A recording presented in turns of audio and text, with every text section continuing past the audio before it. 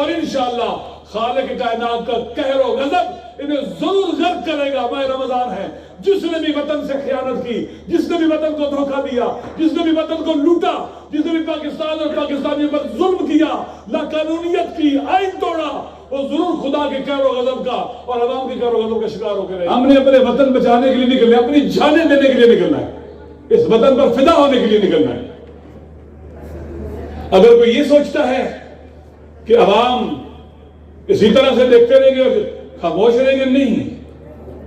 جب عوام دیکھیں گے نہ آئین، نہ قانون، نہ کوئی اور ایسا راستہ جو رفیع کلائی ہوتا ہے آپ قبول کرنے کو تیار نہیں ہے، پھر عوام جب آگے بڑھیں گے تو پھر 25 مئی کی طرح واپس بھیجنے والا کوئی نہیں ہوگا.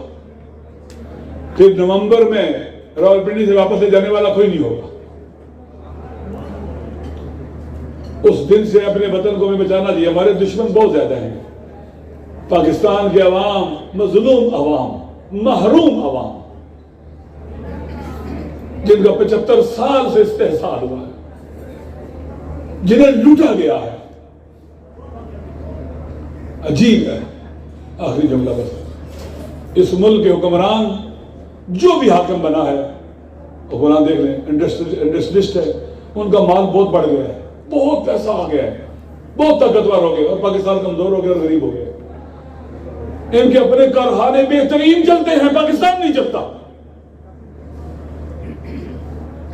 ان کے بینک بیلنس جو ہیں ہر آنے والے منٹ کے ساتھ ساتھ بڑھتے ہیں، ہر دن بڑھتے ہیں.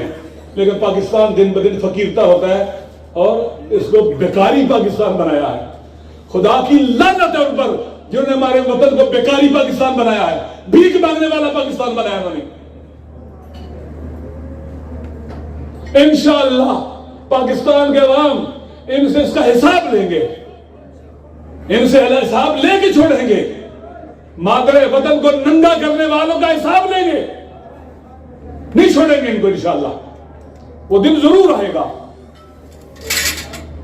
واللہ عزیز ذو انتقام. اللہ عزت والا بھی ہے اور انتقام بھی لیتا ہے ظالموں سے. اور اس مادر وطن پر ظلم کرنے والوں، امن و امان کو تباہ کرنے والوں، بحران کھڑے کرنے والوں، معاشی دلدل میں اس کو پھینکنے والوں کا اللہ ضرور انتقام لے گا. اور اللہ کے انتقام کے مختلف طرح کے طریقے ہوتے ہیں، اور آپ دیکھ رہے ہیں کہ یہ لوگ اللہ کے قہر و غضب کا شکار ہیں. ان کے چہرے بتلاتے ہیں، ان کا اٹھنا بیٹھنا بتلاتا ہے، ان کا بولنا بتلاتا ہے کہ یہ اللہ کے انتقام کا شکار ہے. اور انشاءاللہ خالق کائنات کا قہر و غضب انہیں ضرور غرق کرے گا. ماہ رمضان ہے. جس نے بھی وطن سے خیانت کی، جس نے بھی وطن کو دھوکہ دیا، جس نے بھی وطن کو لوٹا، جس نے بھی پاکستان اور پاکستانیوں پر ظلم کیا، لاقانونیت کی، آئین توڑا، وہ ضرور خدا کے قہر و غضب کا اور عوام کے قہر و غضب کا شکار ہو کے رہے گا. سر یہ بتائیے کہ یہ جو سپریم کورٹ کا فیصلہ ہے، اور فیصلے کے بعد ہم یہ دیکھ رہے ہیں کہ حکومت آج مذمتی قرارداد بھی منظور کی ہے، اور پاکستان کی تاریخ میں پہلی مرتبہ یہ ہے کہ حکومت فیصلے سے اختلاف کرنے کی بجائے یا اس پہ یہ اعلان کرنا کہ ہم اس کو مسترد کرتے ہیں، فل بینچ ہونا چاہیے. اس روش کو آپ کیسے دیکھ رہے ہیں؟ یہ دراصل اس حکومت کی کوئی حیثیت ہے پاکستان کے عوام کی نگاہ میں. اس قرارداد کی جو آج منظور ہوئی، یہ جو قرارداد منظور کی گئی، یہ قرارداد بھی ایک لاغو قسم کی قرارداد، یہ ایک بےہودہ کام ہوا ہے جس کی کوئی حیثیت نہیں. یہ ایسا کام ہے جو ان کے لیے ایک بدنامی کا کلین کا ٹیکہ ان کے ماتھے پر داغ ہے ان کے اوپر. یہ اپنے آپ کو جو بڑے جمہوری اور قانون پسند کہتے ہیں. ابھی یہی سپریم کورٹ تھا جس نے پچھلے سال 9 اپریل کو ایکشن لیا، رات کو سموٹ ایکشن لیا تھا، رات کو بیٹھ گئے تھے یہ لوگ، اور اس کے نتیجے میں ان کی حکومت بنی تھی. آج اسی پارلیمنٹ کے پیچھے لگے ہوئے، اسی عدلیہ کے پیچھے لگے ہوئے ہیں. یعنی میٹھا میٹھا ہڑپ کر کڑوا کڑوا تھو کرے. تو یہ درست نہیں ہے. یہ ان کا رویہ بتلا رہا ہے کہ یہ اپورچونسٹ قسم کے لوگ ہیں. یہ طاقت کے اور پاور کے بھوکے ہیں اور پیاسے ہیں. انہیں صرف اور صرف اقتدار چاہیے اور کچھ نہیں چاہیے انہیں. لہٰذا یہاں پر جو ہے صورتحال بن رہی ہے. یہ جو پارلیمنٹ قرارداد پاس کی ہے، یہ بھی اس کا کوئی ویلیو نہیں ہے. پاکستان کے عوام کی نگاہ میں اس کی کوئی حیثیت نہیں ہے. اگر ان کی نگاہ میں سپریم کورٹ کے فیصلے اگر کوئی حیثیت نہیں رکھتے، تو ان کے فیصلے جو قراردادیں پارلیمنٹ کے اندر پاس کر رہے ہیں، ان کی بھی 2% کی بھی حیثیت نہیں ہے پاکستان کے عوام کی نگاہ میں. وہ انہیں ردی کی ٹوکری میں پھینکتے ہیں.